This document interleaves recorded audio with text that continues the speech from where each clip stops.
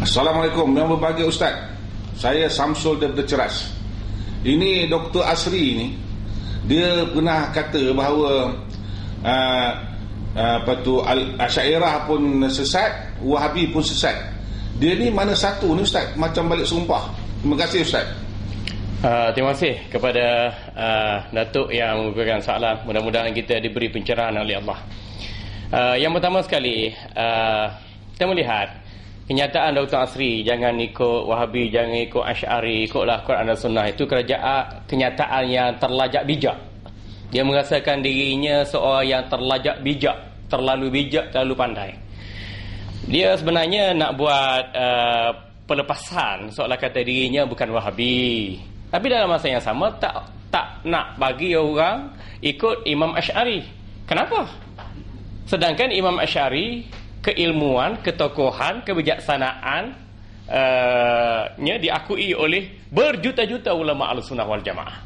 Jadi apa hak Dr. Asri yang seorang ini nak menafikan ketokohan, keimaman Imam Abu Hasan Al-Asy'ari? Yang kedua, dia kata nak ikut Al-Quran dan Sunnah. Adakah beliau mempunyai keahlian atau kemampuan untuk berinteraksi dengan Al-Quran Sunnah dan mengeluarkan ijtihad berdasarkan kepada penguasaan disiplin ilmunya? Saya rasa beliau tidak berkemampuan. Dan Dr. Asri bukan seorang mujtahid, hanya berlagak sahaja sebagai seorang mujtahid, berlagak saja sebagai seorang ulama. Sedangkan disiplin ilmu itu tidak dikuasainya. Bahkan mengambil disiplin ilmu itu secara yang tidak terhormat, bagaimana dalam acuannya. Pada akidah, kita tengok beliau nak bercakap tentang akidah. Apakah akidah yang beliau miliki itu? Akidah keput lekor? Akidah biskut tawar hapsing? Atau akidah apa sebenarnya? Beliau tidak memiliki latar belakang akidah yang jelas. Kalau Asy'ari tak nak ikut, artinya dia tak nak ikut mainstream Ahlussunnah wal Jamaah. Sebab disebutkan dalam kitab Ithaf Sahadatul Muttaqin bi Syarh Ihya Ulumuddin yang dikarang oleh Imam Muhaddis Az-Zabidi, disebutkan wa iza utlika ahlus sunnati wal jamaati fal muradu bihimul asy'ariyah wal maturidiyah. Dan kalau kita baca kitab Ahlus Sunnah Al-Asy'ariyah yang dikarang oleh Syekh Dr. Fauzi Al-Anjari dan Syekh Hamdi Sinan, dan kitab ini diperakui oleh 10 orang mufti seluruh dunia, antaranya Syekh Al-Jum'ah, begitu juga Syekh Wahbah Zuhaili, begitu juga Syekh Ramadan Al-Buti Al-Syahid, begitu juga Syekh Abdul Fattah Biza mufti Dimash, begitu juga dengan Syekh Karim Al-Ali, begitu juga dengan mufti Dubai, mufti Lubnan Syekh Muhammad Hasan Haito. Di situ disebutkan tentang ketokohan Imam Abu Hasan Asy'ari dan ulama-ulama pelapis pesan kedua, ketiga, keempat, kelima, keenam, ketujuh sampailah ke zaman kita. Jadi Dr. Asri Zainal Abidin yang mengkhayakan dirinya sebagai seorang ulama, cuba menafikan ketokohan Imam Abu Hasan Asy'ari. Dan kalau beliau dilihat berterusan, beliau terpaksa menanggung hujah-hujah yang banyak ke atasnya itu. Dan yang kedua, soal Dr. Asri, dia tak nak kita ikut Wahabi, tapi dia sendiri ikut Wahabi. Berapa banyak kata-kata ulama Wahabi disaring, dicedok dan ditulis dalam buku-buku beliau. Kita boleh saksikan. Dan kita tengok ni, garis panduan Masjid Suruh Negeri Polis, siapa yang buat? Tak bagi imam jemaah berzikir beramai-ramai lepas sembahyang. Siapa yang buat ni? Ni siapa yang bertanggungjawab ni? Dr. Asri tu. Dia perlu bertanggungjawab. Zikir, wirid, doa beramai-ramai lepas sembahyang tu sunat. Tak ada ulama, tak ada hadis, tak ada dalam Quran yang kata haram, bid'ah, sesat, masuk neraka. Ni Dr. Asri pandai-pandai buat ni. Dia nak mengelirukan masyarakat, nak melarang masyarakat benda-benda yang furak. Sampai kiamat pun tak selesai. Ini benda ni, orang yang tak ada ilmu, dia cakap benda remeh-temeh. Dia bercakap benda remeh-temeh, benda yang kecil-kecil, menghura-hurakan umat Islam. Ini kerja Wahabi, ini kerja Syiah, ini kerja liberal. Dan ingat, Dr. Asri ni kaki fitnah, tuan-tuan. Datuk-datuk, datin-datin, Tan Sri, Puan Sri, Dr. Asri ni kaki fitnah. Beliau pernah menulis dalam beberapa artikel, dalam majalah, dalam bukunya juga, dia mengatakan saya sebagai seorang Syiah kerana bergurukan kepada Syekh Hasan Saqaf di Jordan. Dia tak ada dalil, tak ada bukti sampai sekarang pun. Kul hatu burhanakum in kuntum sadiqin. Tak buat bukti pun, hanya cakap agama depan orang jahil je. Cakap agama depan orang jahil je. Orang tak erti ilmu, orang tak menguasai disiplin ilmu, tak erti menilai baik buruk benar salah, dosa pahala syurga neraka, dan betul lagi nak cakap dalam dimensi pemikiran Islam yang begitu luas dengan doktrin dan ideologi dan pendekatan yang disampaikan. Kemudian dia nak menjadi nak jadi hero tamen. Hero tamen gini cakap benda mengapu, bukan berdasarkan hujah dan fakta. Betul nak suruh orang ikut Quran Sunnah. Kalau ikut ulama, automatik kita ikut Quran Sunnah, ijma' dan qiyas. Satu lagi Dr. Asri ini kenyataan dia. Jangan ikut Wahabi ataupun Asy'ari atau apa-apa jenama yang lain, tetapi ikutlah Quran dan Sunnah atau apa saja tafsiran dan pemikiran yang selaras dengan kedua sumber tersebut. Kebenaran itu rentas jenama aliran dan kumpulan, di mana saja jalan yang membolehkan kita sampai pada kebenaran yang diridai Allah, maka itu kita ikuti. Kenyataan ini melambangkan kebodohan beliau sebagai seorang intelektual. Tak layak jadi profesor, tak layak jadi pensyarah, tak layak dapat gelaran datuk pun. Kerana menafikan ketokohan imam yang besar adalah satu penghinaan kepada imam yang berkenaan. Dan yang kedua, nak suruh kita ikut Quran Sunnah. Ijma' dan qiyas mana? Sumber peringkat Islam yang disepakati ulama dulu, kini dan selamanya, Quran Sunnah, ijma' qiyas. Asri ni tak mengaji sekolah kot. Quran Sunnah. Ayah apa pun ikut Quran Sunnah juga, sesat banyak. Arkan ikut Quran Sunnah, sesat banyak. Liberal pun ikut Quran Sunnah juga, sesat banyak. Ajikah ikut Quran Sunnah juga, sesat banyak. Kerana tak mampu interaksi Quran Sunnah, tak mampu memahami, tak mampu menghayati. Jadi roh Quran Sunnah tu tak masuk dalam jiwa, minda, pemikiran dan kehidupan mereka. Inilah dia tak nak ikut ulama. Betul Nabi SAW bersabda, al-ulama warasatul anbiya. Ulama tu pewaris Nabi. Dia tak nak ikut ulama. Imam Asy'ari itu tokoh ulama, bukan ulama sembarangan, tokoh ulama. Dia ikut Al-Quran Sunnah Albani. Ikut Quran Sunnah Wahabi ini. Wahabi Albani. Tafsir sendiri, syok sendiri. Sunnah Albani. Bukankah Nabi sallallahu alaihi wasallam bersabda, "Man fassara al-Quran bi ra'yihi falyatabawa maq'adahu minan nar." Rawahul Bukhari. Barang siapa menafsirkan Al-Quran mengikut hawa nafsu dan dapat akalnya semata-mata, ambil tempat dalam neraka. Kata asli, hang nak masuk neraka ke? Patut bertakwa pada Allah, jiwa yang bertakwa pada Allah. Pandangan mufti itu pandangan orang tua, kena hormat pandangan orang tua, kena rahmati pandangan orang muda, anak-anak. Laisa minna man lam yuqar kabirana wa lam yarham saghirana. Laisa minna man lam yuqar kabirana. Bukan di kalangan umat aku orang tak hormati orang tua. Dr. Asri tak hormat mufti Kedah. Mufti Kedah lebih senior, lebih alim, lebih warak, lebih bertakwa pada Allah daripada dia. Dan dia tak hormati pandangan alim ulama. Tak nak bagi orang ikut Imam Asy'ari. Kita memang tak bagi ikut Asy'ari Arkam lain, Imam Asy'ari lain. Ni tak reti, tak belajar akidah ni, nak menyebut-nyebut tentang akidah, nak mandai-mandai. Ni kita panggil akidah kebut lekor. Baik, tuan-tuan yang dikasihi sekalian.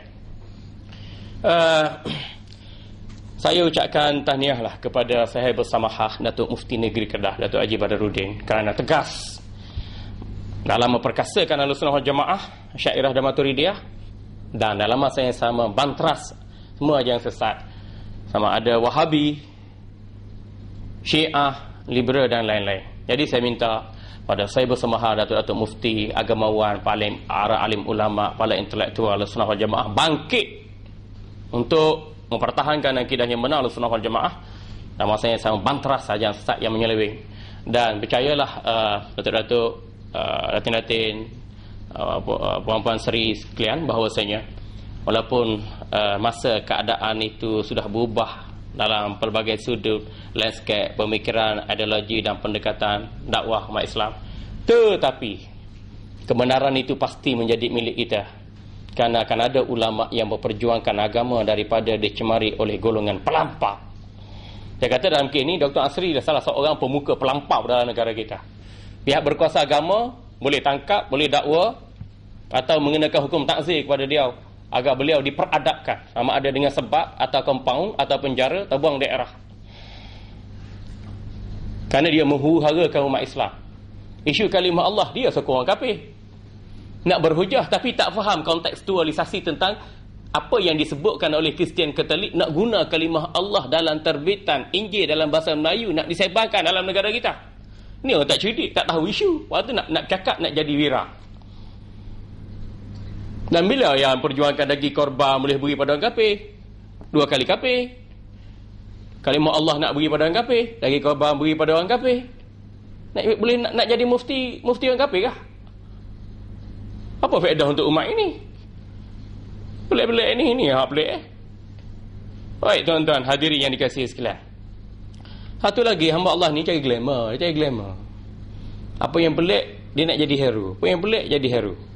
Intu khalif ta'araf. Jika kamu bertentangan dengan arus perdana, kamu akan dikenali. Nak jadi glamour, tak ada ilmu pun.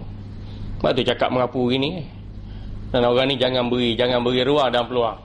Kira datuk-datuk mufti, para alim ulama, para agamawan, para ahli politik, jika anda benar-benar sayangkan agama, bangsa dan negara, jangan beri ruang dan peluang pada orang ni untuk bercakap tentang agama, kerana ia menyesatkan manusia dari jalan Allah.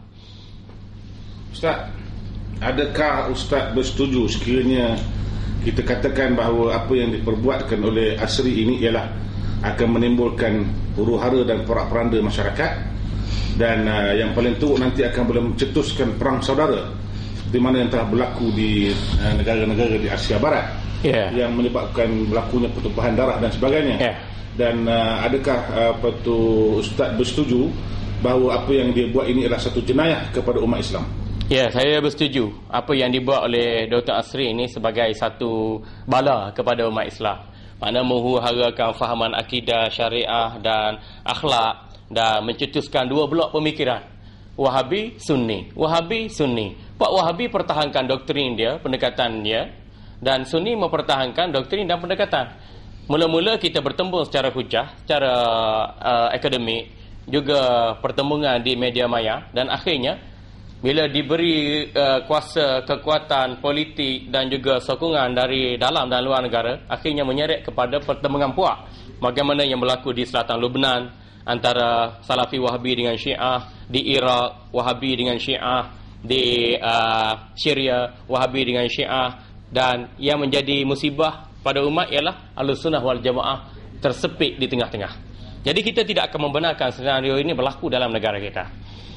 Dan hendaklah para alim ulama bangkit mempertahankan kebenaran, menghapuskan penyelewengan sebagaimana sabda Nabi sallallahu alaihi wasallam, yahmilu hadzal ilma min kulli khalafin uduluhu yanfauna anhu tahrifal ghalin wa intihalal mubtilin wa ta'wilal jahilin, atau kama qala Nabi sallallahu alaihi wasallam. Setiap masa yang mendatang akan ada ulama di kalangan umat aku memperjuangkan kebenaran. Mereka bertindak menghapuskan golongan pelampau agama. Mantihal al-mubtilin, menghapuskan pegangan orang-orang yang menyeleweng. Wa ta'wil al-jahilin, ulama tampil memberi pencerahan kepada takwilan agama yang dilakukan oleh orang-orang yang bodoh. Ini dalam kategori orang yang melampau dalam urusan agama, kategori orang yang berpegang dengan pegangan yang menyeleweng, dan dalam kategori orang-orang yang bodoh dan tak sedar dirinya itu adalah bodoh dalam urusan agama, sehingga sanggup mempertikaikan mufti, sanggup mempertikaikan pihak otoriti agama, dan elemen ini kalau tak dibendung dia mengancam keselamatan negara. Begitu juga Datuk, dulu saya ingat Datuk Asri ini pernah ditangkap oleh Jabatan Agama Islam Selangor dalam kes menyampaikan ceramah tanpa tauliah di Taman Seri UK satu waktu dahulu. Tetapi akibat campur tangan orang politik, beliau dilepaskan daripada pertuduhan sedemikian. Yang inilah permainan tangan-tangan manusia yang kotor. Langgar undang-undang agama, bila dikenakan kesalahan, guna momentum politik untuk melepaskan kesalahan berkenaan. Jadi kalau fenomena ini berlaku, tak perlu ada undang-undang. Kalau fenomena ini terus berlaku, tak perlu ada pihak otoriti agama. Dan inilah yang nak dicontohkan oleh Dr. Asri Zainal Abidin.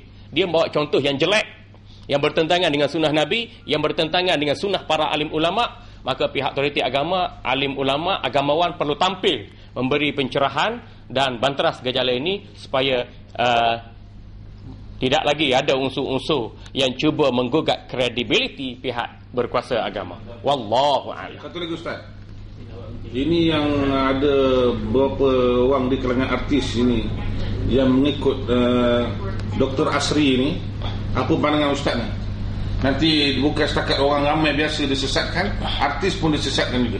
Baik, dalam kes artis buat pusingan U-turn dulu, jahil, buat maksiat, menyanyi, berjoget, cari rezeki dengan perkara-perkara yang haram, yang syubhat, buat U-turn, baguslah. Tapi saya ingatkan, hati-hati pelakon, pelawak, penyanyi, penari, kalau nak kembali pada agama, kembalilah kepada pimpinan ulama Ahlussunnah wal Jamaah. Pergi masjid, pergi surau, ikuti kuliah, ikuti ceramah, mengaji dengan kitab, dengan guru, ikut landasan akidah Ahlussunnah wal Jamaah, mazhab muktabar, tasawuf yang benar, selesai masalah. Ini pergi mengaji dengan individu tertentu. Ngaji dengan Ustaz Wahabi jadi Wahabi, ngaji dengan Ustaz Syiah jadi Syiah, ngaji Ustaz Liberal jadi Liberal, ngaji Ustaz Arkam jadi Arkam, ngaji dengan Ayah Pen jadi Pak Pen. Itu jadi pening masyarakat tu. Jadi saya nasihatkan, kita sedar taubat kembali pakai jalan, belajar wacana Ahlussunnah wal Jamaah harus perdana, di masjid, di surau, cari alim ulama yang diiktiraf ilmunya, terutama pihak autoriti agama, kerana orang ni mempunyai keilmuan, kepakaran, kemahiran yang diakui oleh pihak autoriti agama. Justru fahaman agama kita, amalannya kita adalah amalan yang selamat, yang berdasarkan pada wacana yang diperakui oleh ulama dan pihak autoriti agama. Wallahu a'lam.